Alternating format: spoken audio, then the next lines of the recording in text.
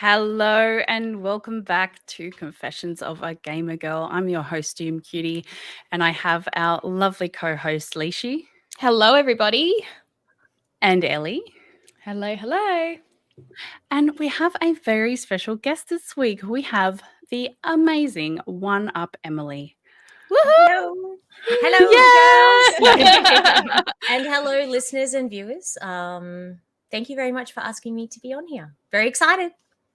It is going to be a really special episode this week. We are going to be talking about retro gaming. And I mean, a few of us have been around the block, and I think we can definitely speak to how far gaming has come and, enjoy express our enjoyment for everything that is retro gaming.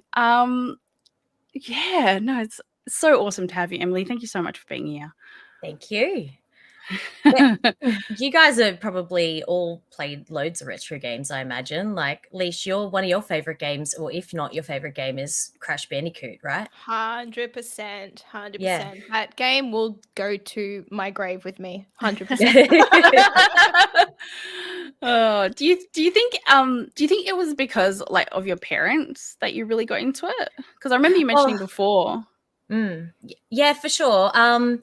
One of my earliest memories is my auntie and my cousin had Game and Watches, and thinking about it now, we were in a small country town, and I kind of don't even remember how they would have got them, to be honest. And I would have been 5 or something, and I just remember playing them, being like, "This is so cool." They had Mario Brothers, or it wasn't Mario Brothers, it was the Mario one, and there was the oil one and a few other ones, and I just loved playing them. And then my parents would have bought me the Sega Master System 2, which would have been maybe 1989, 1990. But I'd been around video games a little bit. I grew up in the 80s, and it was fun. When you see people posting about reliving the memories of going to the friend's house and your bikes were all out the front and stuff. Our neighbor's house was legit that house, right? Everyone's bikes were in the front yard, and they were the only people with the NES. And I just remember always playing that. And I think my parents were like, okay, well, Em really likes games, so they bought me the different machine, but I ended up falling in love with the Sega Master System. But it was cool because I could go next door to play the Nintendo, and then I could just have my own Sega. So I really think it was my parents and my auntie that got me into games. But there's nothing beats those memories of having a really old CRT. We had this tiny TV in comparison to what we have in our living room now. And RF, tuning in the Master System with my dad and then playing Alex Kidd is just just one of my favorite memories. And I still play that game with my dad still. And that's so cool. Yeah. So, and I'm lucky. I have been a collector for a long time, and I didn't throw anything away from when I was a kid. So I still have my original Master System and those games. So Wow. Yeah, when we want to play them, it's we're playing that original one, or Sonic and stuff. That's really special. Yeah, it is really special. So it's just, I'm really lucky that I feel like I grew up in an era with, just so many iconic things that, that are now made so many different franchises and stuff. So I don't know. I'm a bit fond of collecting the old stuff, and it's nostalgia. It's so amazing. I can imagine that, because you do hold on to those you've held on to those consoles from your childhood. It must be like a time machine. Oh, definitely. And when I met my husband, it was one of those things. I remember saying to him, I have a game collection. And I wasn't sure what he was going to say back. And he was like, I have all my games from when I was a kid. And I was like, this is like a match made in heaven. We literally were just inseparable, probably, from talking about old games, seriously. And we have everything set up in our room. Most of the consoles that we've had from that era are still the ones that we use today. So I've retired a few things. And when I mean retire, I would go, like, I go and buy the box. So over the years, even though I have a lot of my original consoles and games, some, like, the consoles aren't boxed, right? Like, over moving Yeah. or, Yep. you know, your house, one time one of our houses like got flooded and stuff. So it was like boxes, Oh no. you know, it's a box, right? So Yeah. so Yeah. my SNES had a hard life. I probably used my SNES out of all my consoles the most, and it stopped kind of working. So I bought Oh. a little box for it, like the Super Mario All Stars, and I retired it. And I like had this like little, like, you know, you've been such a good SNES, and I've like put it on the shelf and like, yeah. So like, you know, so it's back in what it would have been its original box. Yeah. But yeah, my little like, yeah, my SNES is in there. So I had the same yeah. one actually, the Super Mario All Stars edition, and Oh, I remember it's having so the box good. as well. But God knows where that ended up, or who took it. I don't know where it went, but it was such a cool looking box. Yeah, I wish it's I still like had bright mine. yellow, Yeah. and All Stars is like such a good, it's just a Oh, good it's game my because it has favorite. all of them on there. Yep. Yeah, I remember my parents bought me that one too. And so I wish I had the original box, but I'm glad I picked one up and was like, I'll just take this SNES out and put this one in. And Yeah. yeah, it's another prized like possession. So I love it. So do you think the reason why you've held on to these consoles, these memories, is because of family and the kind of friends that you grew up with? Yeah, for sure. Look, probably mainly like nostalgia, and that my parents bought them for me, and I'm sort of always like just treasured them.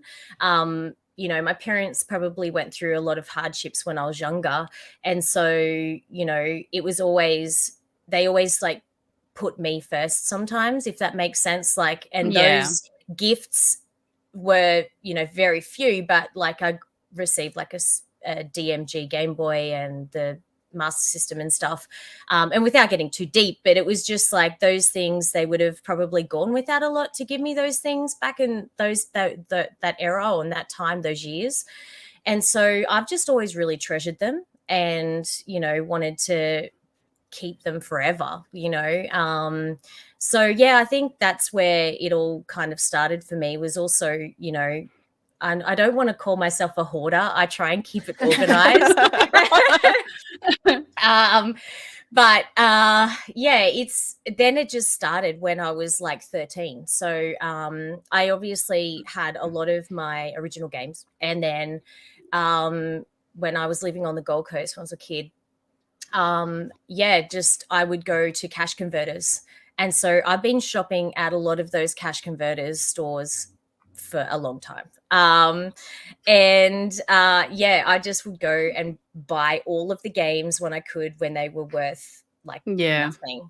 So a lot of the games in my Master System collection probably cost me 50 cents to $1 each. And so like that whole nostalgia of like, you know, preserving it, and my parents like, you know, and loving games and wanting to try something that I haven't tried before, it just kind of grew from there. So I love my parents for it. But I'm kind of a hoarder, parents, these days. It's a good kind of hoarding, though. Yeah, Well, that's true. I suppose, yeah, like definitely, I can definitely see how they have impacted your life so much, and it's really lovely. And I can only imagine like looking at those, and it just reminds you of all those special moments with your family. So yeah, and I think probably like you probably jumped on the bandwagon like before it was a big thing. Like I know now, like you walk into a cash converters or something like that, and those games are so expensive. Like they are really capitalizing on the nostalgic gamers out there. For sure. I absolutely am mortified the majority of the time I walk into cashies and stuff these days. You know, yes, you can find the good hidden thing here and there. But yeah, it's just some of the stuff is really ridiculously priced. And I feel sorry for people that want to come and start collecting, or wanting to go back and be like, hey, I really like Super Mario Brothers 3. I want to buy a console and play it. And it's going to cost you like maybe $200 or $250 just to get one game and one console. And how you're going to play it then, because, some TVs, anyway, the new ones. So it's kind of like, I feel for new collectors coming in. But yeah, it definitely did start early. And then when I met my husband, we definitely ramped it up, I think. So we've been collecting pretty hard now since I was maybe 21. And as I get closer to the bigger birthday, I realize that it's, at least a good chunk of my life has been dedicated to collecting video games. And I am proud of it, as much as I joke about the hoarding stuff and all the rest of it. But I do try and keep the things that I love, and that I'm either passionate about or whatever. So yeah, I went off. You should be proud of it, though. Yeah. Oh, thank you. 100%. Because like when I think of retro gaming, you and Bo are the only people that come to my mind. And I know like there's a lot of people out there, but your collection is just, it's something else. It's so organized. It's so impressive. It makes sense. It tells a story. And you just get the feels. Like I look at what's behind you right now and I'm like, oh my God, like I feel like a kid again. Like how special is that, So you've really cemented yourselves as the retro gamers in this space. And I think that's really freaking cool. Yeah. Oh, thank you very much for your kind words. Yeah, and a lot of it too is like we've saved it. Like we have literally saved things from being chucked out in the trash. People don't want it. They've just like, or they don't know what they have. Or and some people call us up and say, hey, I'm gonna throw this away, or do you want it? When at one of my old works, I'd have people come in and go, we're going to have a garage sale this weekend or whatever. Like, did you want this stuff? And I'd be like, oh, let me just give you at least $50 for it. Don't worry about it. It was going to go to the tip or something anyway. And, driving home, this is actually funny stuff. Well, it's not funny. It's funny to me because it would only happen to me. But coming home from PAX one year, and it was a flight got delayed. By the time we got home, it was like 11 o'clock. My dad's like tired. It was Sunday night, and we're driving up our street, and our street is super, super dark. And I'm like in the back of the car, and I'm tired, and I'm like rubbing my eyes, and I'm like, is that a CRT on the side of the road? And literally this little bloody, what is it, a Samsung? Oh, it's a Sanyo. I can't read it. I think it's the Sanyo over there, and it's featured a lot in content. That little guy was on the side of the road in the rain. The next morning I woke up super early, and I'm like, walk over there, and I'm just like, yoink, and I'm like, just walk across the road into my house with this TV, with this random little TV, like, oh yeah, you can see it in the shot there. It's under next to the PS3 light for anyone who's watching back this video, and that's the kind of stuff that happens. Like we will, I know you've got to draw the line sometimes as to how much stuff we can fit in here until it feels claustrophobic or cluttered. But if someone's going to chuck something out, I will try and give it a new lease on life, or preserve it somehow. So I don't like things being thrown away. I hate it. I'm the same. I'm totally the same with anything like that. I'm like, preserve it, or either like get rid of it properly, especially with all the gaming gear though. Like Leash was saying, it's kind of coming into trend now anyway. Would you say that your space is quite sacred because it has all those memories and nostalgia tied to it? That's a good question. Yeah, it is. I get I'm a big sook. I might seem like I'm not, but when I like think about that sort of stuff, I do get a little emotional because this space is like it's memories of things that is from my childhood and Bo's childhood. It's memories that it's memories we've created together, and sorry. I'm just a big sook. And people just think it's just stuff, and it's not. Like this is like such a God. Has anyone else cried on this before? Jesus, I'm the first one. I'm getting I'm getting sooky in my old age. I know. I get anyway. No, I pulled no, you're myself not. together. You're not a sook. But, You're not a sook. Honestly, these I don't think people realize, like, when we do see things that are either not appreciated or, that people are, basically robbing people of money for profit with these things. Like, these are people's childhood memories. You can pick up any one of these systems, any one of these games, and you can literally, if you close your eyes, and I know some of them have like a smell to them, like you just know, you just know that this game was played so much. That there was so many incredible memories attached to all of those big fat back TVs, all those, all of those games, like, and you just automatically get the warm fuzzies and that feeling that this was cherished. Yeah, oh, for sure. And everything in here, like, we love, I've composed myself, Ellie. I'll go back to your question just to loop back around. But, having people come in here, like friends, family, sharing it with our parents. We don't have kids, but, if we did, it would be, something we can obviously pass on as well. But we create so many memories in here. We love listening to music. We love watching movies in here. We preserve VHS and beta and laserdisc and stuff. So it's not just like a space where we come in and game. We just we love it for all different things.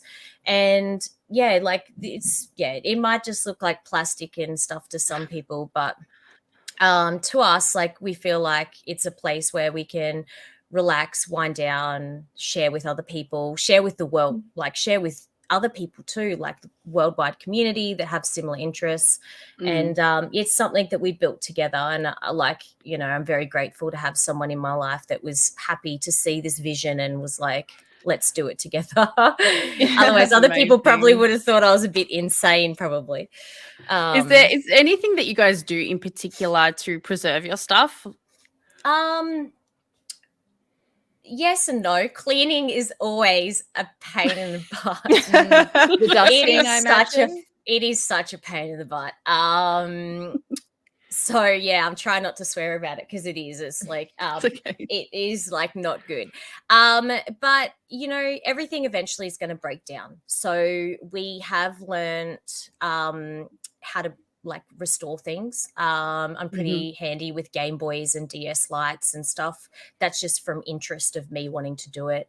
That's cool. Discoloring on consoles. We like to redo consoles and stuff. I used to do it a lot more on Instagram, like 2013, 2014, maybe. I don't know. Seems like a million years ago.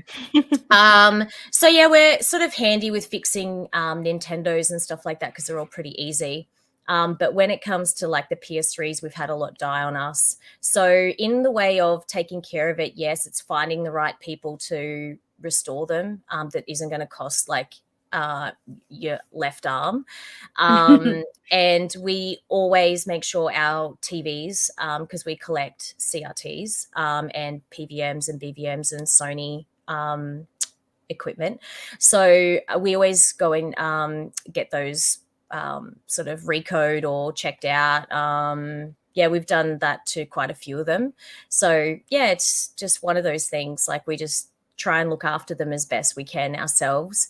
But the sad truth is everything is kind of sometimes built to break down. We've had a lot of stuff break on us lately. We had one day where we turned our original Xbox on and it just went kapoop. Oh no. I had of death. Ooh. Yeah, I know. 2 PS3s on the same night. I think it was just something crazy. It wasn't electrical, anyone listening to this. It was just the day that everything decided it didn't want to work. And then the Betamax wouldn't work properly. And then I think it was later that evening, the Laserdisc tray doesn't want to pop out anymore. And I was just like, we're not turning anything else on. I'm walking out of here. We're going off the grid. I'm not turning another thing on. I don't want to know about it till like next week because today has been an expensive day. I don't want to think about it. But yeah, I just think it's just a matter of looking after what you have and just being realistic. Eventually, it's probably going to die, sadly. Yeah. And don't leave batteries in things. I'm a bad offender of that. Yeah, me I'm too. terrible at it. That's a hard lesson to learn until you open up the back of your Xbox, or not your Xbox, your Game Boy, and there's all the white crusty things of your batteries, the acid. Oh, And then it goes devastating. rusty. And also Yeah. your PSP batteries. PSP batteries, they eventually like bubble. Oof. Never leave one of those in your PSP either. Good to know. Yeah, don't. Trust me, you'll probably all go run to your PSPs now, and you can. Yeah, I'm trying to like think where mine is right now. Yeah, I think it's may in a have cupboard in my bubbled. bedroom somewhere. Yeah, Just a note to self.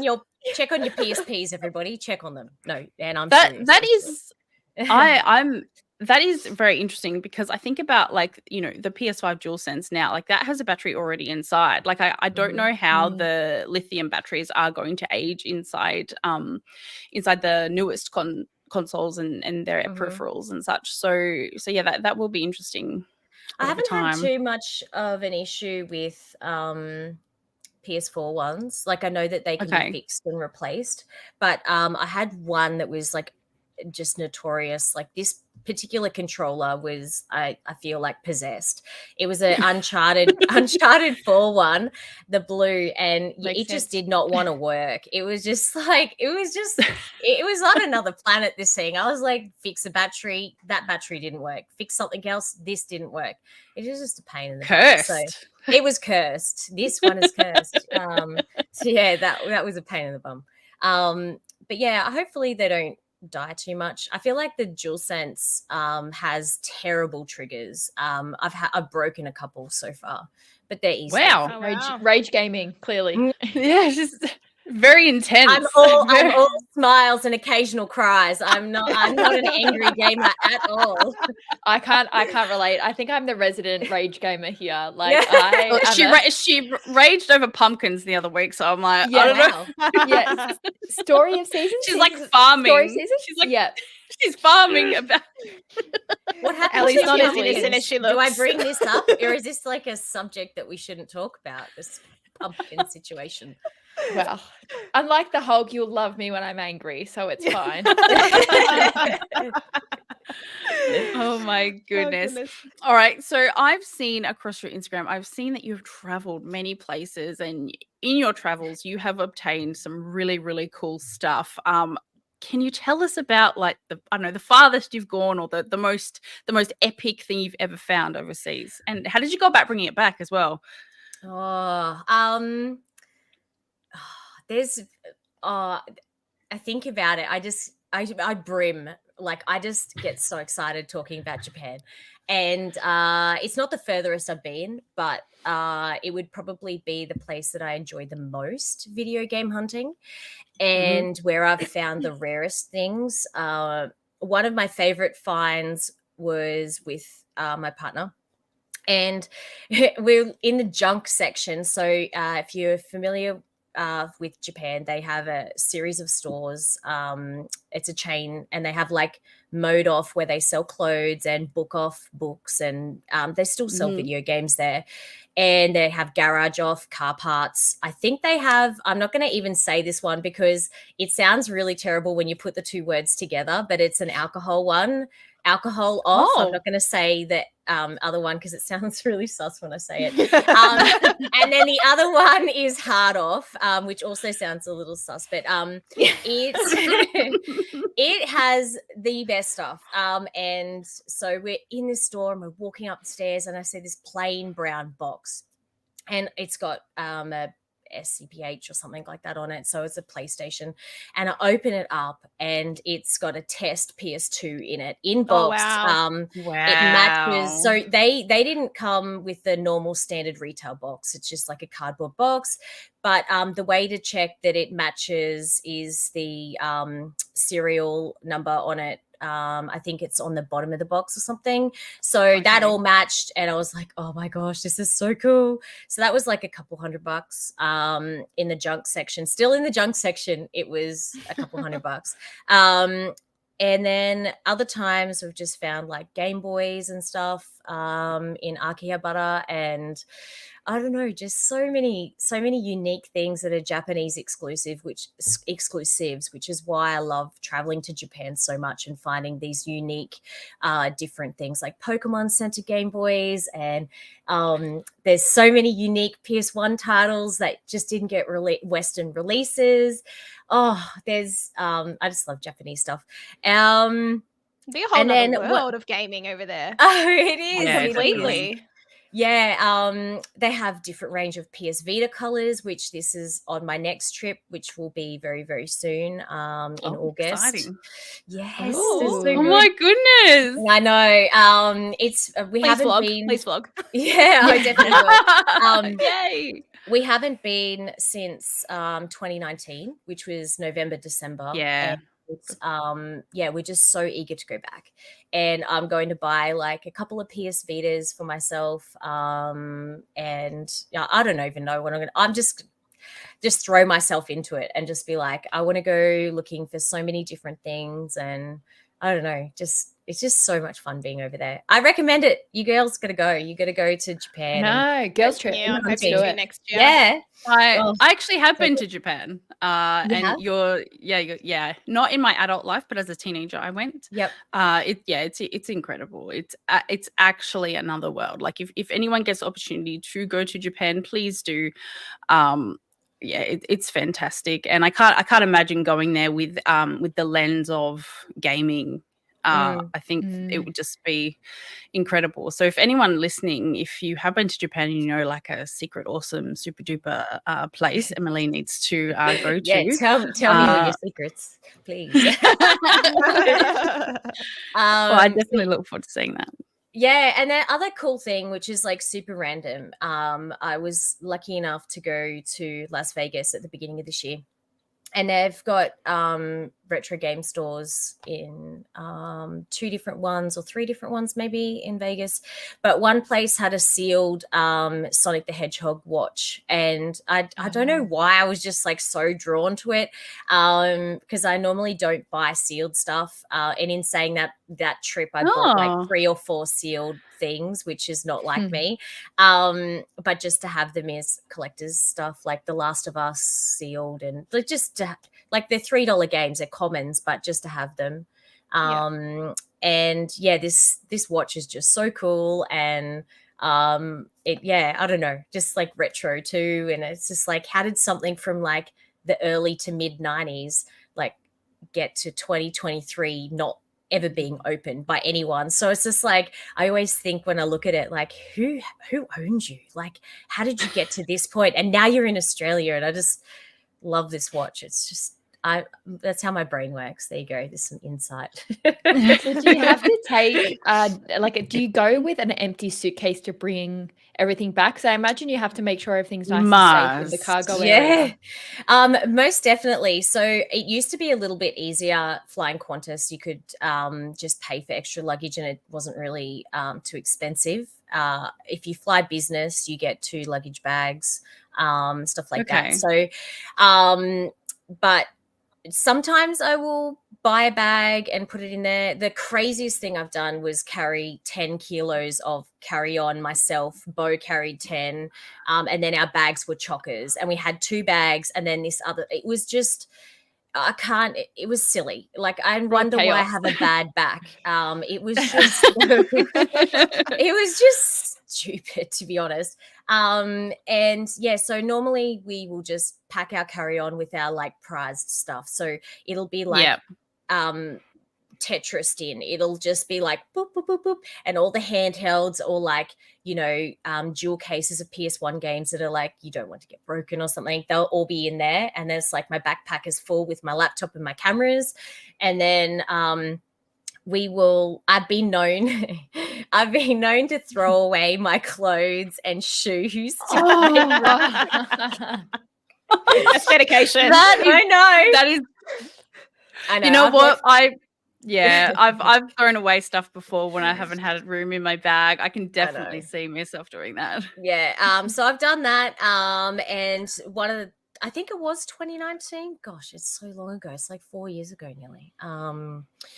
I think that was the year I posted stuff back, and it was easier than I thought it was going to be. I just went to the post office. Everything was sort of organized, and they're really lovely. And I was able to buy a box, use the tape gun, fill out the paperwork pretty easily and get it sent home. There was no tax on it. Maybe I was just lucky. I don't know. But yeah, it was just like random controllers. I think it was like gun cons and a few other bits and pieces. Possibly like a PS3 or something that was just too big and too heavy. So I've used the postal service. I've used carrying things like a mule on myself, like that was just, I should not have done. My back has never been the same. And overpacking my bag and leaving shoes. I've done it all. Yeah. To bring dedication. Experienced. Yeah. Oh man, it's crazy, but yeah, craziness. Oh, it's so interesting to hear though. Like I can tell you right now, if I loved something, I would go to great lengths to obtain it from another country. My other love is my Nikes, right? And so this particular year I had these gorgeous, like they were from Japan a couple years before. They were grey with like fluoro. I've got pictures of them on my Instagram and I look at them and I'm like, why did I leave them? But they were high tops. They were quite big and chunky. And I was like, oh, it's okay. I'll just leave them to bring something home. And I've regretted it since, because like I should have just like strapped my Nikes around my neck and just like being like, I'm walking with like, I don't know why I did that. So I don't leave Nikes anymore anywhere. I just lesson learned. Don't throw away really nice high tops that are in like a spring color that are never been seen again. Don't do that. No. So I know. Anyway. Oh dear. Video games, hey? They send you crazy. For sure. So is there anything in the collection that you particularly collect and what Bo particularly collects? We both love PS1. So we try and collect as much for the PS1 when we can. That's within our budget.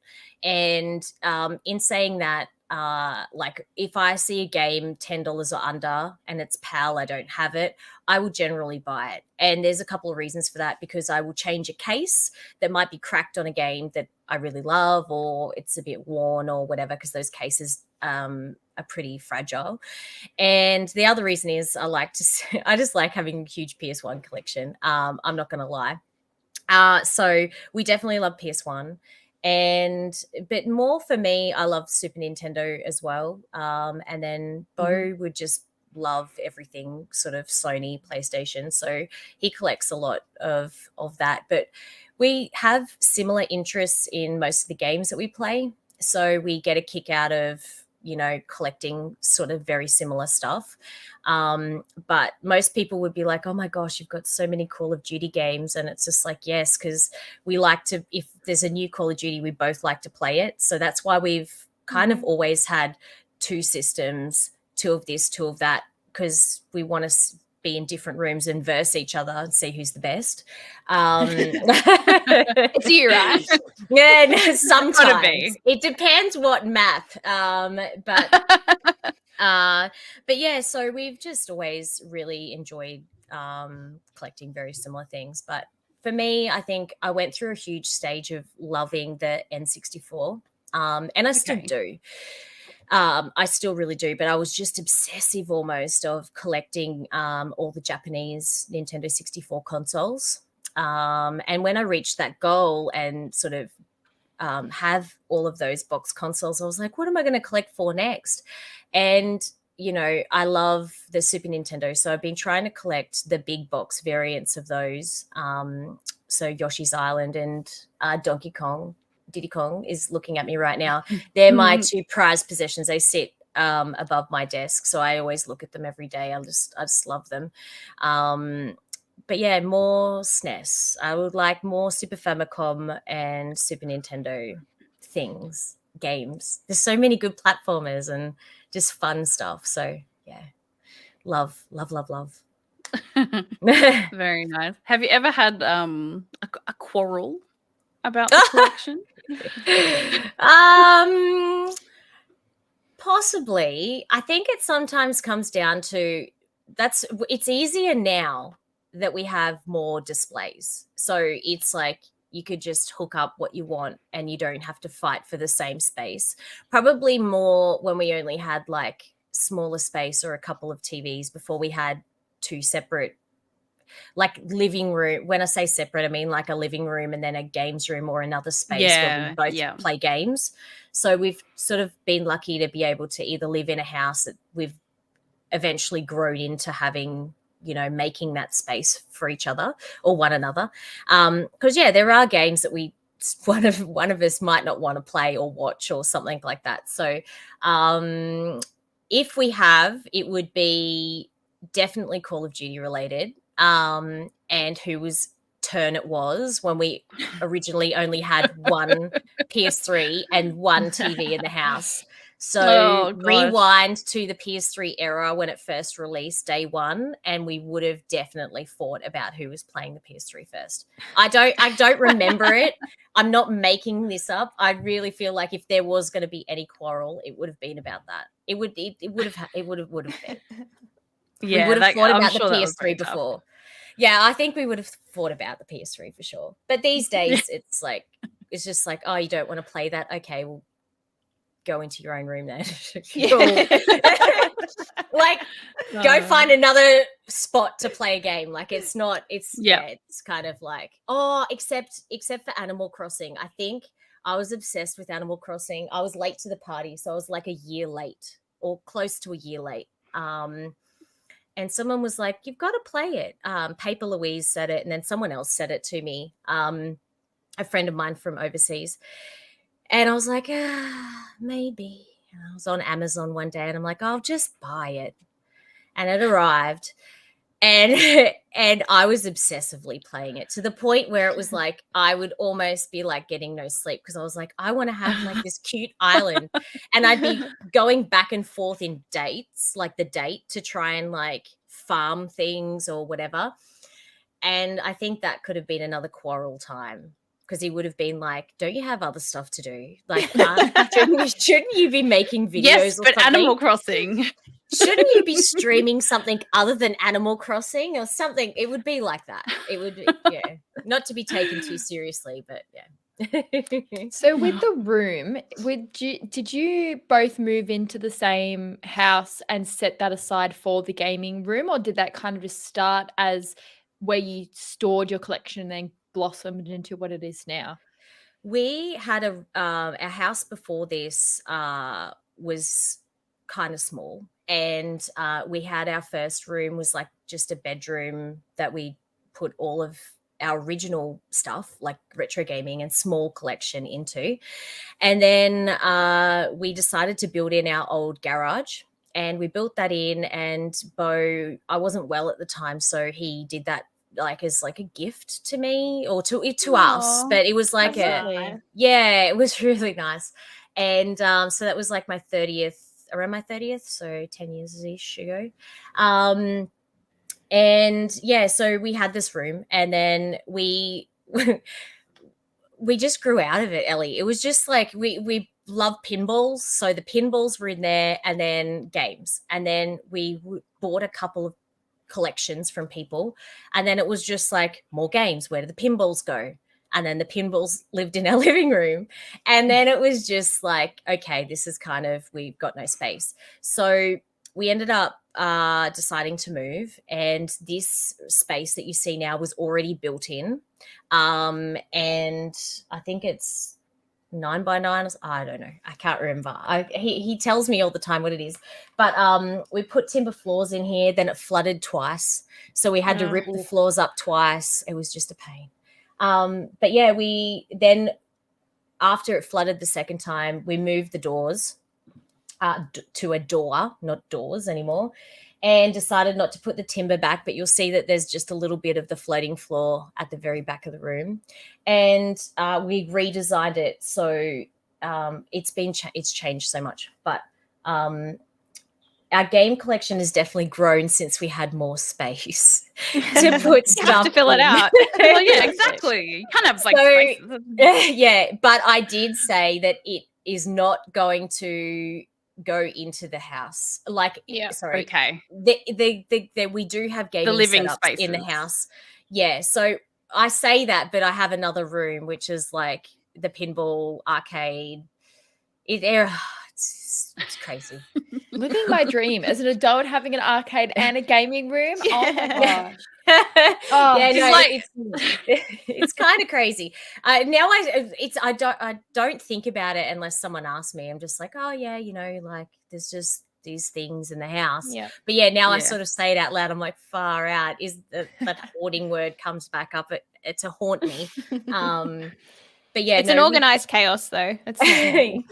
yeah, a little organized. The movie room / arcade thing is definitely less organized, but it's a work in progress. I'd love to reveal that someday, but it comes down to time. Yeah. But yeah, we're very lucky that we ended up, you know, finding this place with such a I don't want to say kitted out room, but I just mean like gyprock and, you know, stuff like that in here.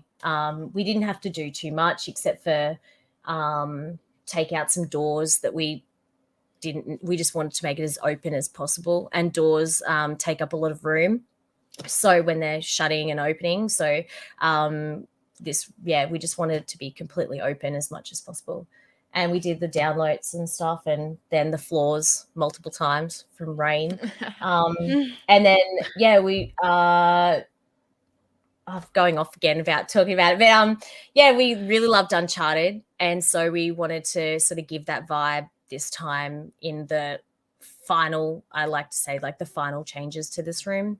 So yeah, we're very happy with the space, and I feel just very lucky, like super lucky that we did find this place, because I couldn't have lived in my other house with like just everything creeping out. There was just not like it. It's like I don't want to buy anything else. This is just too much now. So yeah, at least here it's kind of organized a little bit. Yeah, it looks great. It really does. Yeah, It looks 100%. great. Yeah. Thank you very much. You do such an amazing job of showcasing that on your Instagram, across social media. It's just fantastic. Like, honestly, any gamer's dream, and I'm sure people are constantly giving you feedback on how wonderful your collection is. It does make me wonder though, like, yeah, do people ever think, oh, like it's not your collection because you do share it with Bo? Yes. I laugh about it because it's just like it has happened. A lot of people, if we're talking about the collection, you know, I have my own games and my own interests that are different to my partner, but you know, I always try and be mindful, like it is, I always refer to it as ours, or we've built this, like it, and it is, it's not just all me, it's like 50-50. But yeah, like some people on the internet can come across as being cruel, like they, not so much anymore, but they used to be when I first started sharing the room, and they'd be like, oh, it's all his, or you know the same sort of derogatory stuff they say that they think is funny. It used to bother me a little bit more than it does now, but I feel like I'm at a stage in my life where I'm the happiest I could, like that I am about myself, and those things are a reflection on themselves, how they feel, or their silly comments. Like I learned that a lot of these people are just like stopping by. They just sort of found it, say a comment, and out the door they go. Comment and forget. Yeah. So they're not a part of your community. No, and they don't. They're not going to come back and see if I've replied to it and stuff like that. But yeah, there was a discussion one time on someone else's channel, and it was you know, like it's all his, and you know, she's just there, and I'm like, oh well, you know, all right, if you, and it was like loads of people chiming in, and some of them you know, would be community members or people from around the world that I may have recalled their username or something over the years. Like I've been on Instagram since 2012-ish or something. So yeah, it was just like, oh, is that what you think? Like, you know, but then I just have to go, okay, I've felt like that. I've thought that. That's a reflection on them. It's not something I need to take on board, because they can think what people can think what they want. You know, I've always referred to it as ours, we, us, you know, and unless I'm talking about like my Sega Master System 2, which you know, you know, or my SNES, you know, those things that I grew up with as a child. But everything else we've built together, and I'm very passionate about that sort of stuff. So, you know, the world can go on and people can go on. But as I said, they go and they spit it out, or they type it out, and then they just like go rack off somewhere else, and they'll be doing it to another person. As hopefully they feel better about themselves at some point instead of just like trying to tear others down. So that's kind of how I feel about those sorts of comments.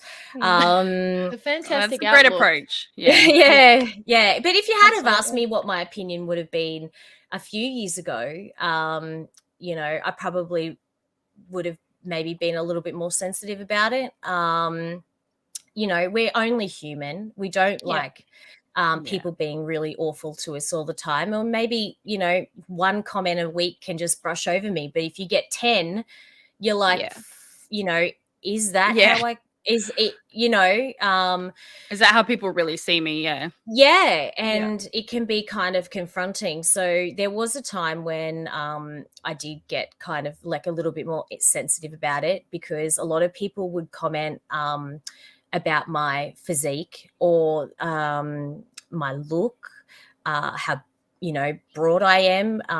You know, they'd call me like all different types of things. And I just kind of was like, okay, maybe I don't need to be in front of the camera as much because, you know, hey, I knew I had put on weight.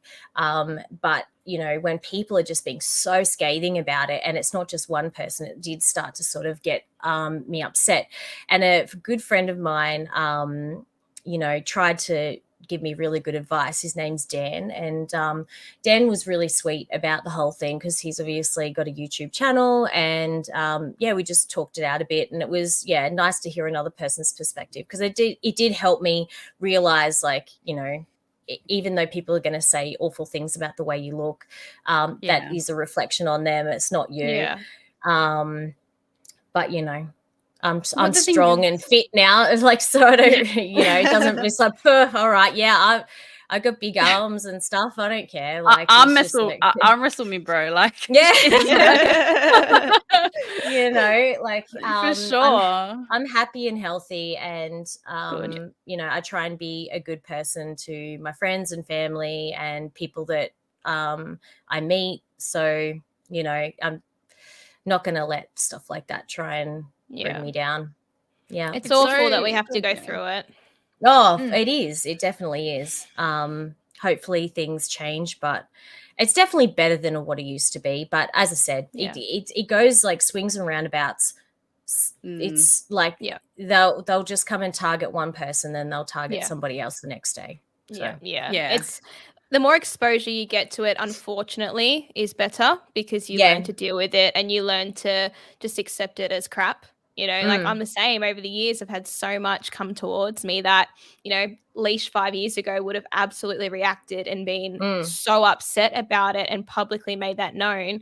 But now I just laugh. Like, if that's the energy you want to put in towards me and what I do, just imagine the energy you put into yourself to create something even better. You know, like, it's quite sad, but I'm really glad that, you know, you've overcome that, because look how far you've come. You're inspiring so many, and not only are you and Bo working together, you've also got your own brand of a female in this space, especially in the tech world as well. Like, I relate a lot to you because we also share that tech side of things to games. So it's really inspiring and really awesome to see that you're just kicking goals every day, and I'm really glad that you're not letting everyone get you down. Oh, thank you very much, and right back at you. Thanks. I feel like there's just a lot of people that could be a lot kinder to other people and kinder to themselves. You know, that's a big thing to themselves. There's something definitely that isn't sitting right with some people. So to kind of be like that, hopefully that this space continues to grow and be more accepting of all different type of people. So there's less of that stigma and hate, or at least, like, get in the kitchen or do this or whatever, all those stereotypes go out the door towards people and women in tech particularly, and gaming, like this whole space.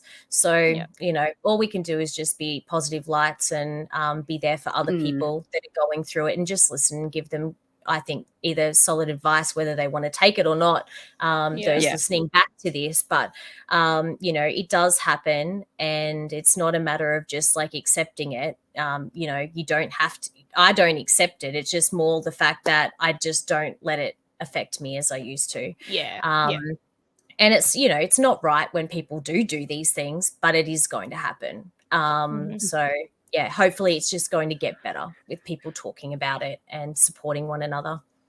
I think people forget that they're real people, if that makes sense. I think when there's an account that's big enough, they almost forget that the person behind the account is going to be reading these comments.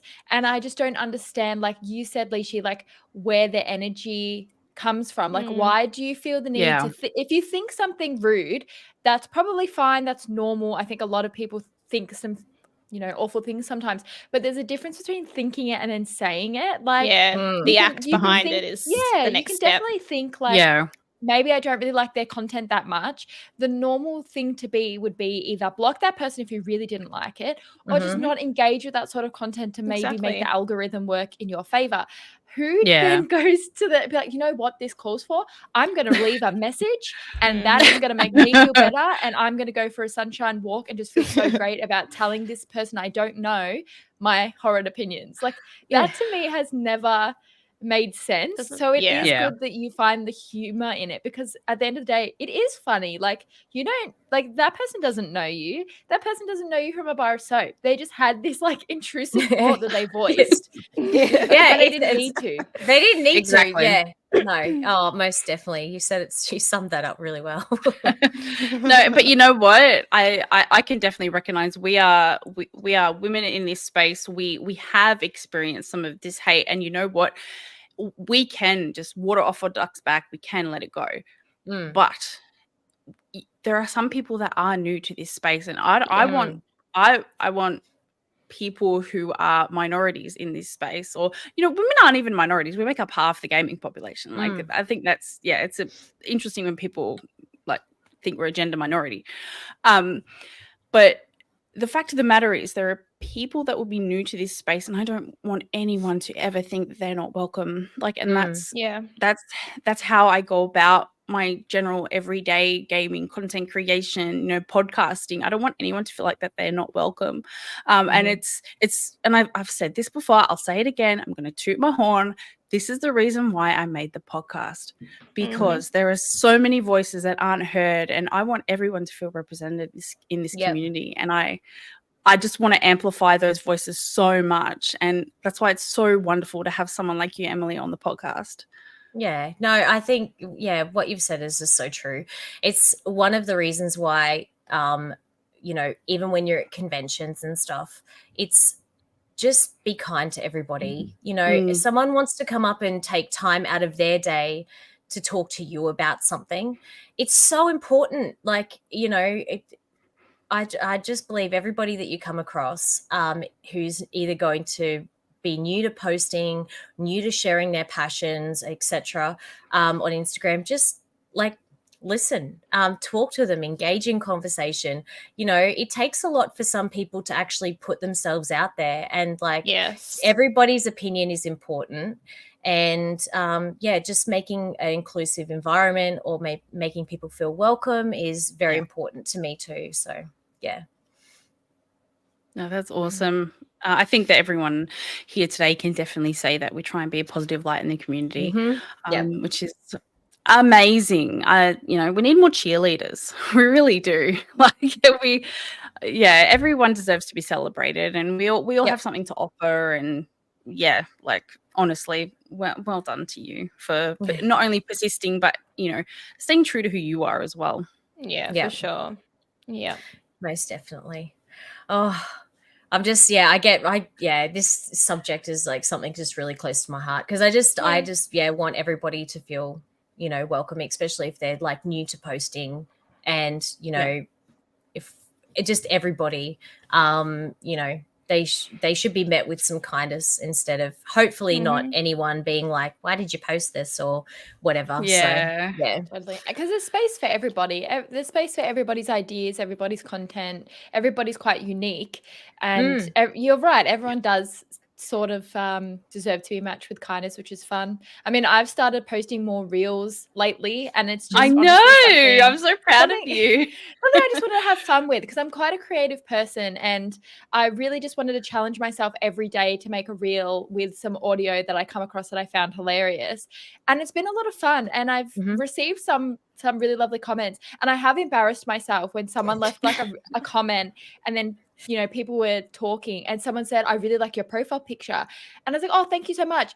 They were talking to the original commenter, not me. And so that original commenter then was like, thanks, man. And I was like, do I delete this comment? Have I just made a fool of myself? I was like, you know what? I'll leave it. I left it for like 12 hours. Just embrace it.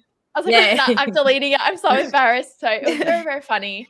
And it's led to some fun moments. So I think everyone's advice to anyone starting would just be like, just start. Who cares? Yep. Who cares what people you went to high school with think, or who you work with thinks? Just post it. There's going to be people like that no matter what. Like, oh yeah, over the years, I've had my fair share of crap, and people have this predetermined idea of who I am or my kind of personality or what I am. And I can tell you now that in person, I am one of the most down-to-earth people that I know, and accepting and open. And people who have met me have said that. And it's really disappointing that over the years I've had group chats about me, and people, it comes down to jealousy, which is a shame, because you can all do this. Like, where I am now has come from hard work. It didn't just happen overnight. I've done this for 8 years. If you back yourself and do the same thing, like you can absolutely achieve this. But jealousy, don't use that as a excuse to hate. Use it as fuel for fire and get your motivation. own path going. Yeah, motivation, exactly. Yeah, for sure. Like I still look back and I think about the things that people have said about me, or even confessed to me, like said that they've, done some pretty nasty things or said some nasty things, and they felt guilty about that. And, that's the reality. But again, that's my motivation to keep doing what I'm doing, because look, if you're going to have haters, you're going to have people who also love you. And no matter what, just get out there. Like, this has been the best thing for my confidence, like doing what I've done online, because I was so shy in high school and growing up. So it's really has been the best thing that's happened to me. And no matter what, you get your good, you get your bad, but throw it together and you can literally make your own magic. Yeah. Well, it all comes down to just being, you started from sharing your interest in games, right? All of us probably did, and then building a community based around that. And like, you're going to have people that don't like your content. You're going to have people that do like it. And then, also people come and go too. But, at the end of the day, we're all here for the same thing at the end of the day, that we've all connected from the love of video games, which is also another beauty behind this whole, the area of games, tech, movies, pop culture, and those sorts of things, is that it brings people together that are like-minded and have similar interests. So there is the good in all of this for anyone listening. There's, just post what you want, be true to yourself. And I think that's a good takeaway. Some really awesome takeaways from you girls. So thank you so much for sharing. I know it can be, I know we are live, and I know it can be sometimes difficult to express our feelings or bring our thoughts to words sometimes. So I'm really grateful that, we're talking about this today, because lots of these topics are really important. I'm going to bring it back to retro gaming, and and no, it's fine. I totally understand. You did, Emily, you touched on meeting people at conventions. are there like specific retro conventions, or can you recall like really awesome like, convention meetup Yeah, that you've ever done? there's not really anything retro dedicated that I've known of, besides the occasional retro market. And a lot of that stuff, since obviously everything like COVID and stuff like that, there's not really been too much since, especially where I live in Brisbane, is probably fair to say. I think there might be in other places, but I'd love to see more retro markets out there, that's for sure, where you can buy games. But generally for me, it would be going to PAX.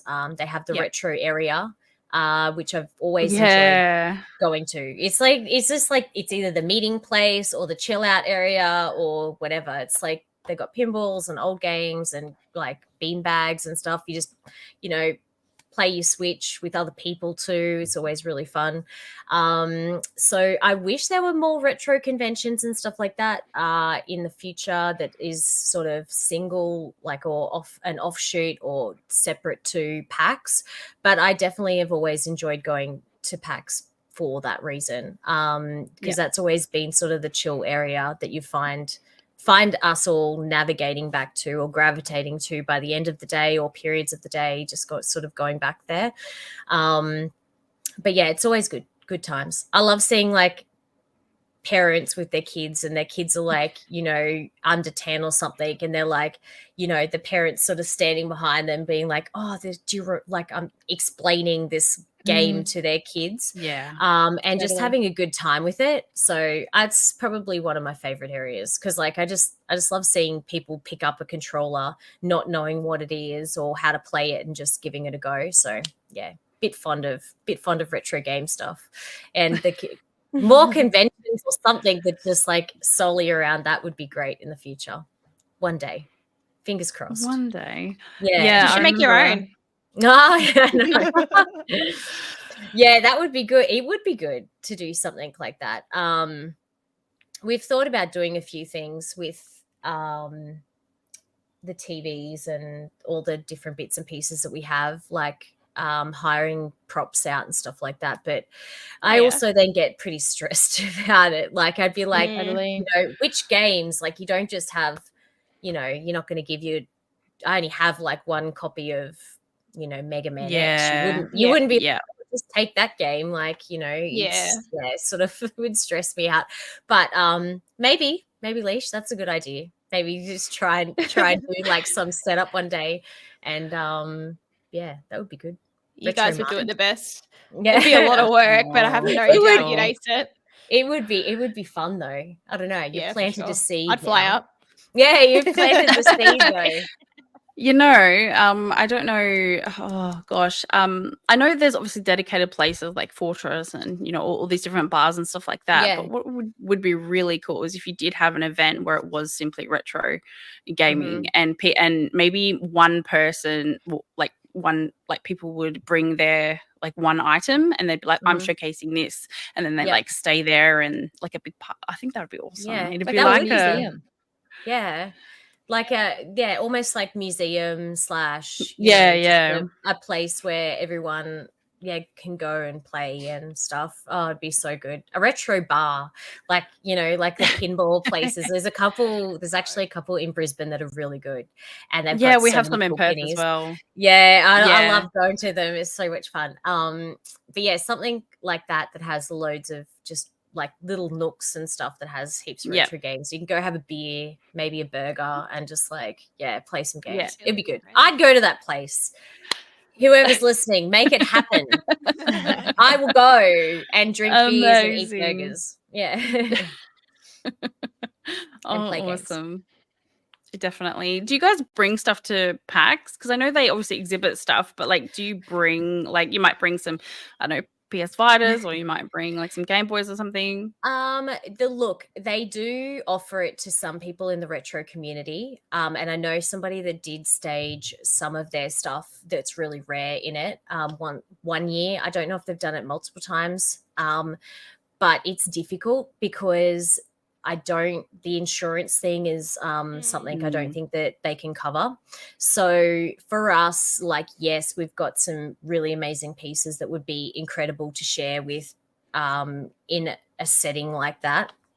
But I just wouldn't, I don't know. Like, there's still like that control side of things, and just like, I know it's just stuff, but like it would be the We've sort of worked stuff hard if for it that got stuff. if it got Yeah. stolen and it's like one of 300 Yeah. in the world, like you can't replace it. Yeah. Yep. So insurance would be the one thing that I'd be like, yeah, I don't know. I'd love to participate in doing stuff like that, to share it with more people, like some of the things that we have.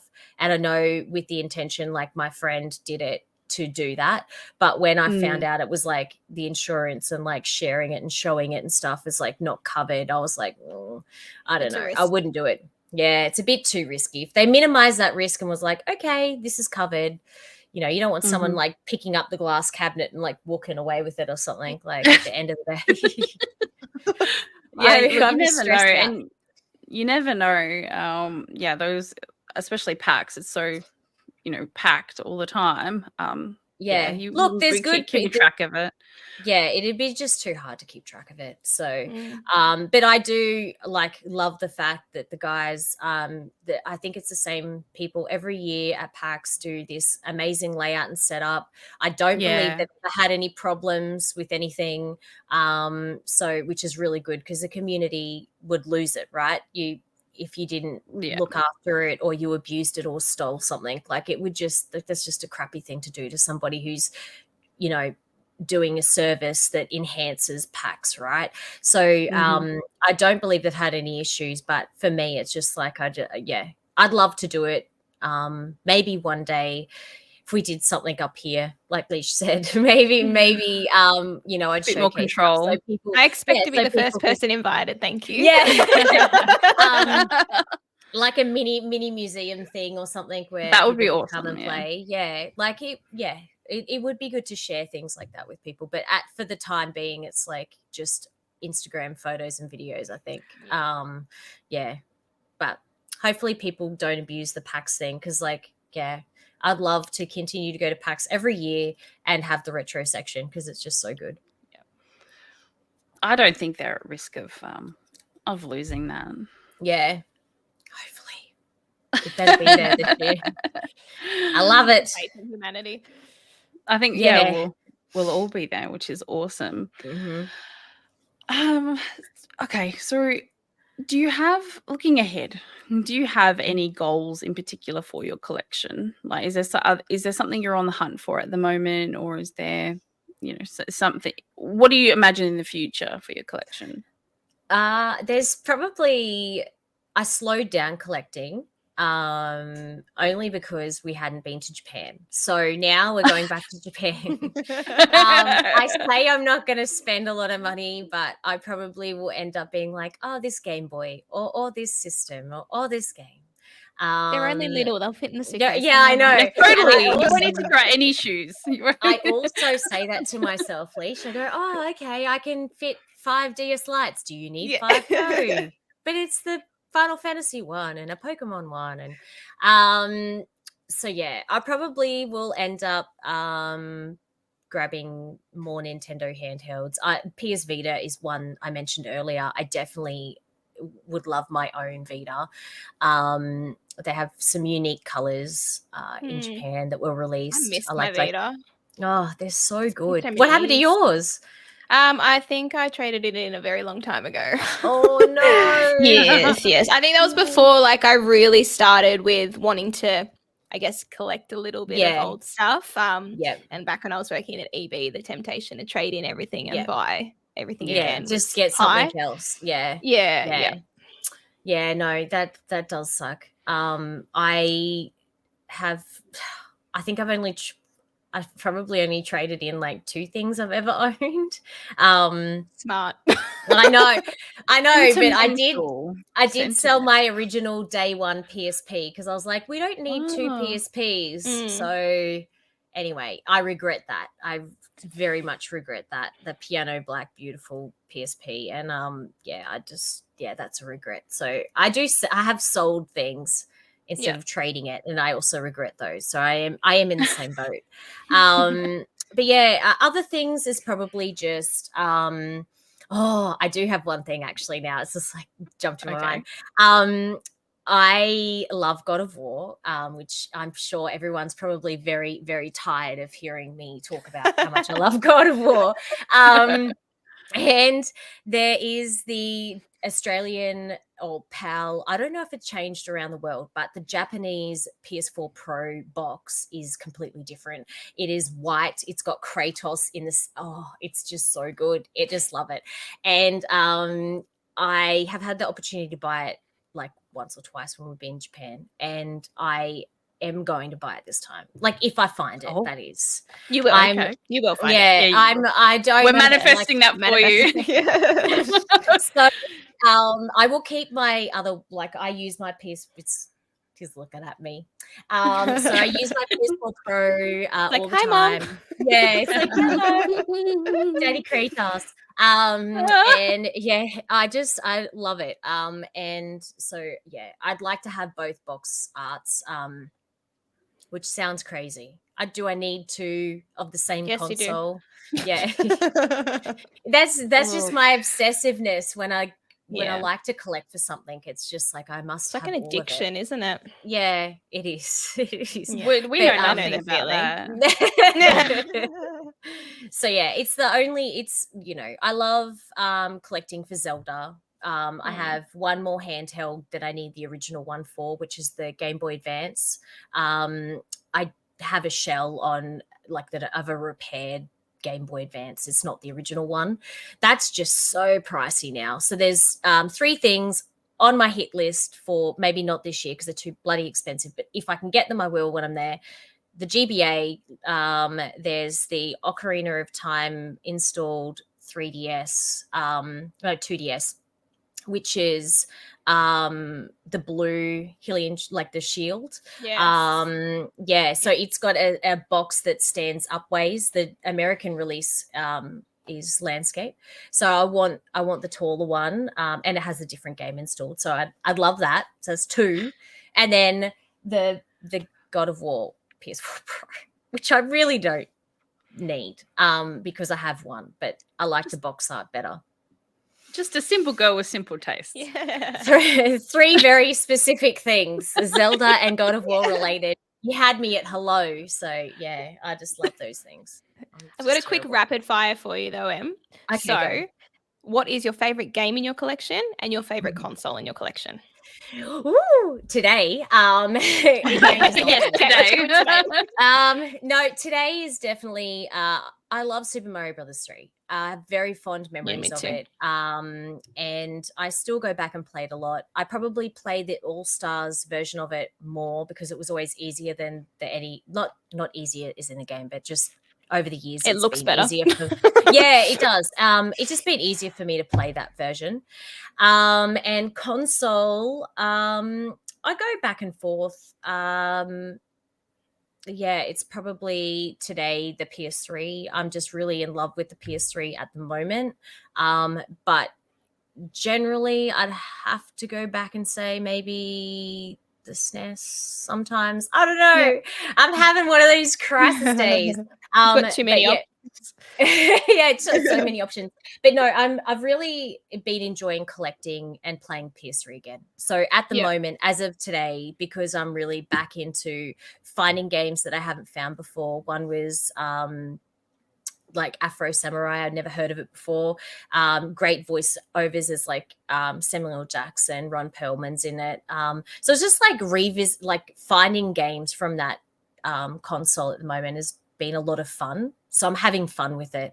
But, you asked me that question like on the 20th of August. You'll be like, hey, send me a message. What's your favorite console today? I'll be like, Super Famicom because I found 10 games. So it's like, I'll be like, excited. That's good. You can appreciate them all. Yeah. That's what I was thinking. Keeps the love alive by jumping shit. For sure. Yeah, definitely. My prized possessions, I don't even know like what they actually call it because I'm terrible with the names, but the PS1 that had the screen attached to it. Oh, yes. Yeah. It's so cool. That there was everything to me as a kid, because we used to go on about an hour drive to see my great grandparents. May they rest in peace. But we used to go see them quite often. And in the car, we had a DVD player attached to the roof. We're very lucky. And we would plug in the console to that screen. And even though it had its own screen on there, but I was able to play Crash Team Racing in the car for hours on end. And that is like one of my favorite memories growing up as a kid with retro consoles. Like that thing was just, for its time, such a cool idea. Yeah. Oh, I love the pop-up screen, like the flat, what do you call it? Like it's just like a lid. It's almost like a lid on top of the lid, right? Yeah. It's sort of like folds out. Yeah. Yeah, it's really cool. The PS1, the ONE model. Yeah, I definitely do like that one. Bo I've has got mine, but it's broken. I think it's not reading discs. So I don't know how easy that is to fix. You can take the top of it off. Oh, do you still have the screen as well? I think so, yeah. Yeah. I've got one with the screen and one without the screen. I got to find them. Yeah. Yeah, no, I'm pretty sure it'll be easy fix. So just send me a message. I'm sure because one of ours is a little bit finicky. So it works occasionally and doesn't work sometimes. So, and then the screen can sometimes come loose, and it might just be like, it's just like the smallest, lightest little thing. And if it's adjusted the right way, it'll like be like, hello, I'm working again. So it just comes down to, definitely find it. Because that's like, they're so cool to have too. So, and very hard to find these days. So you go find it. Don't lose it. Speaking of precious items in our collection, is there anything that you want to show us today? I do have a couple things. But this is like show and tell. Story time. So I do have, this is my original copy of Ocarina of Time. Oh, that show. Yeah, it's pretty minty. Fun fact about this, they used to sell video games at Kmart, which you guys will probably remember. Yes, I do. Yes. A million moons ago. I know. I used to work on weekends to go get an N64. Now, this was at the end of the life cycle of the Nintendo 64. And I remember going in and they were always like, had the colors at the top. There was like the green, the blue, whatever, and the charcoal black and the clear black. Oh, it's different in Australia to Japan, but I call it the clear black, which is a Japanese one. And I used to go in there all the time and I was like, oh my God, I must get, this game and I want to get my own N64. So I saved up and it was at the end of the life cycle of it. And this was the very last copy of the game. And they had the charcoal clear black N64. And I remember walking out of Kmart. It was like $1.99 or something like that. And I was like, I'm so happy.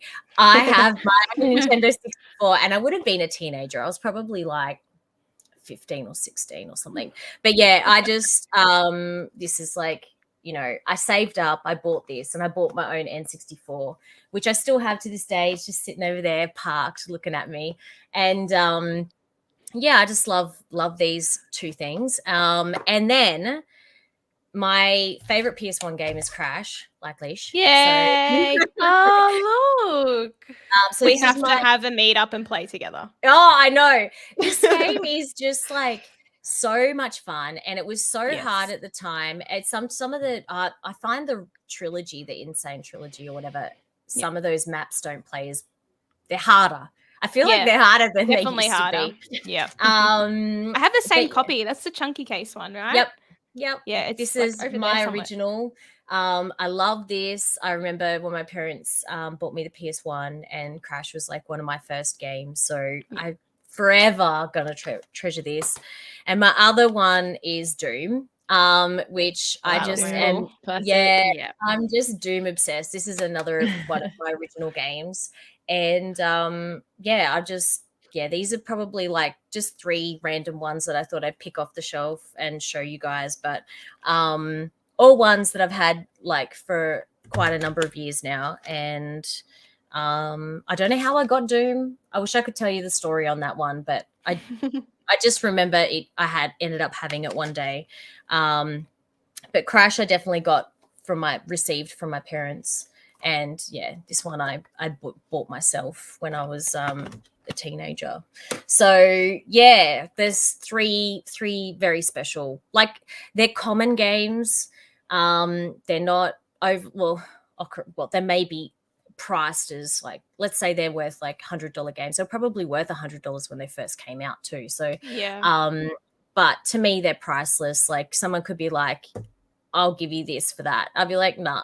I've never, I've been through so much stuff when I was a kid, like, and when I was a young adult, and I was like, just playing Ocarina of Time of a night when I was like 18, 19. It was just like, my escape from work life and difficulties and other things. And it was just like, and then same with Crash and Doom. Like, I still have my original PS1. And it's just like, they're two games, along with Gran Turismo, that I used to just love playing. And, just my relaxed time. It's always been a positive in my life, is like, playing games. A bit of escapism there sometimes, but, just like, that's how I'd spend my evenings as a teen and a, young child. And after school was always like at someone's house, the neighbor's house with the 20 bikes out the front. Run into their house and be like, wait for your turn. And like, they had older brothers, and they, like, Yeah. never fair. But like, just those memories of particular games. Like, now I think about it, one game that I loved is called Cobra Triangle. It's on the NES. And my neighbors had that game. And I remember when I was a teenager and I was at Robina Town Centre, and there was a Game Traders store there. And this is when NES games box were worth nothing. I had $20 a week pocket money, which is like also nothing. And this game cost me $7, and I've still got my own boxed copy of Cobra Triangle. And okay, it's not my childhood one, it's still my teenage one. Just to, like, that's how long I've been collecting for. And I was so excited when I bought that game, because I was like, oh my God, I remember playing it at my neighbor's house, and now I've finally got like my own copy of this very hard game, but Cobra Triangle. And I was like, just love it. So yeah, you asked me tomorrow, I'll pick 3 different games again. I'm terrible. I am. You ask me tomorrow, it won't be the PS3 as my favorite at the moment. It'll be something else random. I'll say something completely different. With your vintage consoles, asking for a friend and not myself. For those who have vintage consoles sitting in cupboards and bags and just squared away for a rainy day, is there any sort of either maintenance or storage tips that those people should be doing to look after their consoles? I definitely would make sure they're not in direct sunlight. If they're in anywhere. I would also make sure that they're in a plastic tub, not just a cardboard one, because mice, geckos, I don't know if you guys have geckos, where like we have them in Queensland pretty bad. Not in Melbourne, and but they like yeah, they like electrical stuff, so you've got to be careful of that. Yeah, so do. Like that sort of, a plastic tub is sort of going to protect it from some sort of element, if there's water, if there's like, bugs, mice, geckos, because they will find a spot to go and live in somewhere. I would definitely make sure you check on the games. I know it sounds silly, but I will share a photo later that I found when this is at one of my old houses. I'll put it on Threads later, and it's literally a box, and it's just got video games written on the top. And I would move from house to house with this one cardboard box. Like, God knows how my video game collection, like, this was sitting in there, by the way, and my Master System. All 3 are sitting in that particular box, right? So I don't know how it survived that long, all my stuff. So just make sure they're okay. Check on them. Check on your games, everyone. Plastic box for them. There's you can change the batteries in Game Boy games because they will eventually die, so your saves won't save and stuff. There's just something to remember. Do not leave batteries in anything, and also your TV remotes. We love old TVs. Just take the batteries out. I've learned so many times. And your PSPs, take your batteries out. And preserving them wise, there's something that somebody did offer me advice about the Xbox, the OG one. They're like, make sure you keep turning it on. It's also, someone told me that about the Dreamcast too.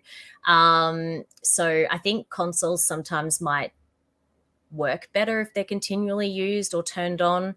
I've noticed more issues with stuff that I'm not turning on, if that makes sense. Maybe it's just coincidental. Okay. Maybe it's because they're like now 20 plus years old that it was just their time for their caps to die or whatever. Yeah.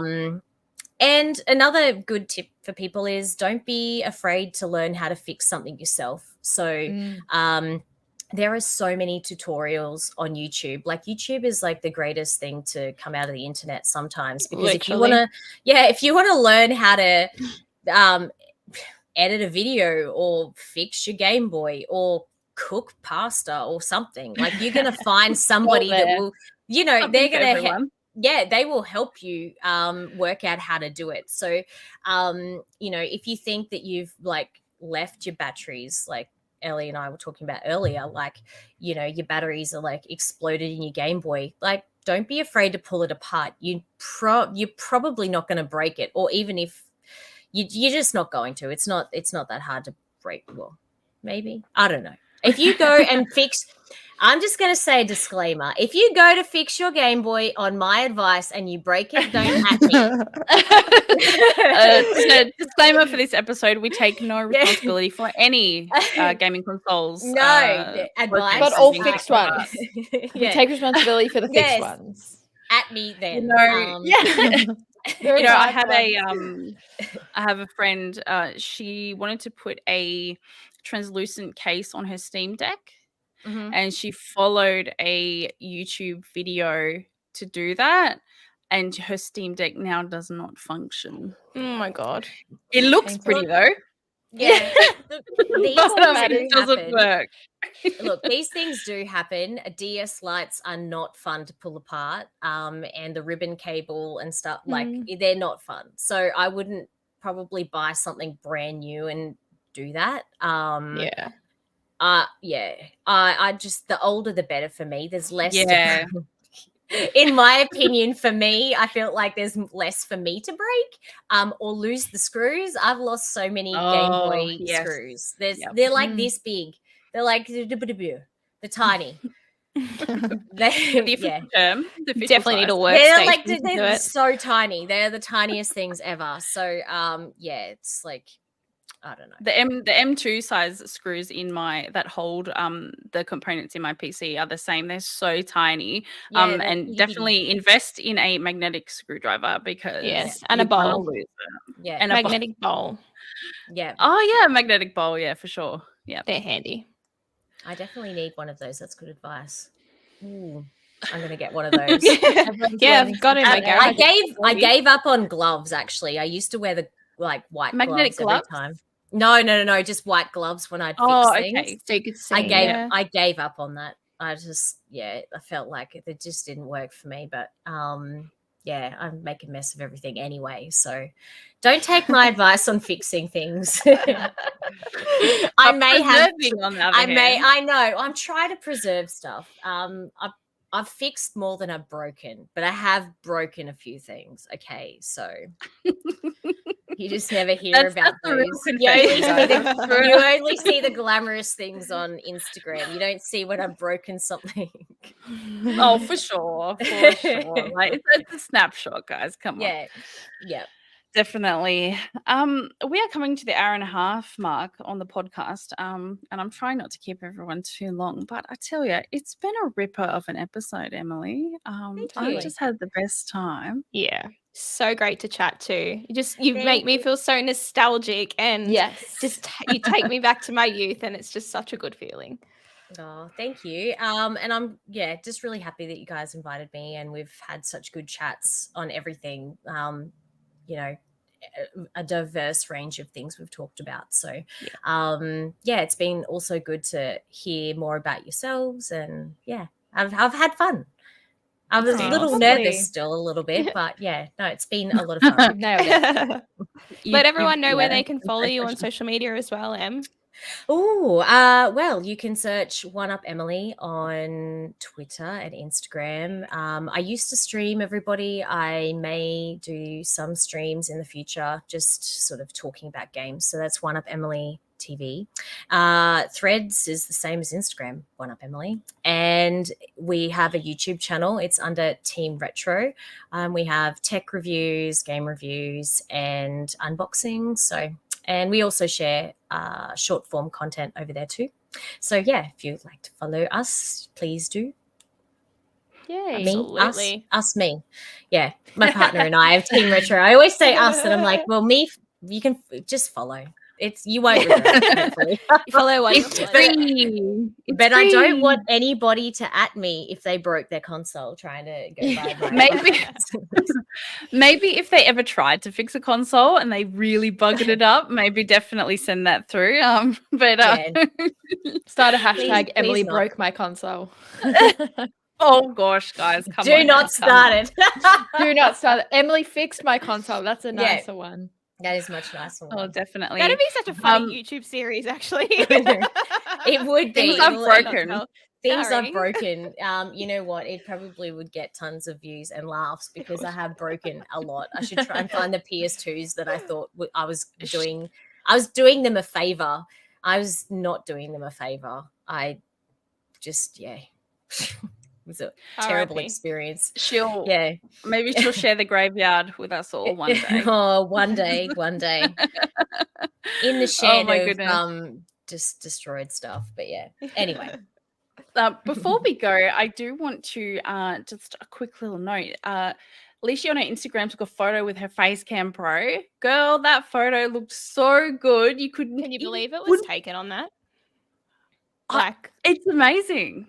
This product is absolutely unreal. Like, this is my favorite webcam, period. Like, Elgato Facecam Pro. It's now available in Australia to buy on Amazon. They had a really hard time finding stock to ship over here.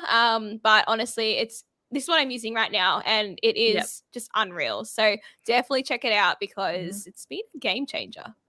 I don't always have to, whip out this big bad boy because who can be bothered taking that on and off the mount all the time?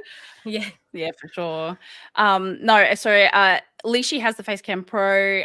Elliot and I just have the normal Facecam, which is dope. It's so good. It's honestly like I upgraded from another webcam, and honestly, it's been incredible. So we're really happy with that here at Confessions of a Gamer Girl, as they are our product sponsor. Guys. Amazing show. Ellie and Leaney, what are you going to be up to this week? What are you playing, and where can we find you? Geez, what am I doing this week? Ellie, you go first. I need to think. I know. I was like, oh, what am I doing this week? Ellie, I saw you on Fortnite, and you totally didn't message me to play with you yesterday. Just saying. You were in trios. Yeah. Yes. So I have been delving into my Fortnite because the Futurama collab has just come out. So I wrote about that and for Quest Daily, and I've been playing that. But I'm also going to jump onto the Master's Pupil, which I also wrote about for Quest Daily. We both wrote a review. Yeah, it's hand painted, and as soon as I saw that, I was like, "What the heck? Like anything different and new, unique." With technology and gaming now is so exciting. And so when I first saw the Pat Naum hand painted, I was like, lies, not true. So I'm super keen to get that because it came out yesterday. So I'm going to play that, I think, and maybe give it a bit of a stream on Wednesday. We'll see how we go on my Twitch. Yeah, wicked. I've got a review coming out for Quest as well next week that I can't say yet, but that'll come out on Quest Daily. And I'm actually playing the Hello Kitty game on Apple Arcade. I saw you like that. If you like Animal Crossing, this is very similar. It is only on Apple Arcade, which is a little bit annoying. But if you pay for the subscription, you don't have to pay for the game. And I started last night. It's really cute. I'll play a bit more and then I'll get back to you with some updates because I think I'm going to be addicted. That's cool. It looks really well made. What do you play? What console do you play it on? It's on. Well, I play it on the iPad. So Apple Oh, Arcade. it's on the iPad. iPad, iPhone, MacBook, any Apple device. You'll be able to play it on. Maybe Apple TV as well. I'm not quite sure, but And what controller? You just use the iPad. There's no controller. It's all touchscreen. Nope. Oh, Yeah. There you go. So you've got your control pad on the screen, but yeah, I feel like a 5-year-old with a tablet playing. But it's iPad fun. kid. Yeah, iPad kid. It's fun. No, because I was talking on the other podcast that I'm on, Xbox Infinite, which is on before this one. No cameras, just it's on YouTube. And we've been talking about like the future. Obviously, we get really deep into like news and acquisitions and stuff like that. And we're talking about like how much Apple is ready to move into the gaming space, because literally they could just they've already got the iPads, they've got Apple TV, they could literally just roll it out. The computers are so powerful as well. It's simply just a matter of time. So really, really interesting conversations around that. Yeah, it'll be cool to see where it goes. Yeah, definitely. And for me, I will probably be, because this past week I was playing the Crew Motorfest. I've been really enjoying that. That was in the closed beta. Felt really good. When it comes out, I'll definitely be playing it. What else have I been playing? I've been leveling my Diablo character in the season pass. She just hit 51, I'm going to say, last night. Wow. So yeah. So I've been enjoying that. And you'll obviously find me here on Confessions of a Gamer Girl. And great episode, everyone. Really, really enjoyed that. I am working on our outro so that everyone's links is there. But if anyone, just use your brain. Click the thing, guys. Click onto our channel and you can see us all linked there. And if you search our names, you'll be able to find us. Same with Spotify listeners. Show notes. Yes, and our beautiful Spotify listeners, I know you're out there. I know lots of you listen to us on your way to and from the gym and to work and to so it's really awesome, and we love you guys as well. So awesome. And we will. I can tell you who our guest next week is. It is Haughty Chicken. She is I don't know her exact age, but it's plus 50. And she's a World of Warcraft streamer. She's been featured by Blizzard, and that's going to be our, like, we're sort of moving backwards in time here, and I can't wait to have her on. I'll also be at Pixel Expo next weekend, so my background's not going to look like this. But I'll take you all along for that journey and just to see what it's like podcasting on the go. We'll see you all next week. Like, share, subscribe. We love you. Woo-hoo. Okay. Take care. Bye.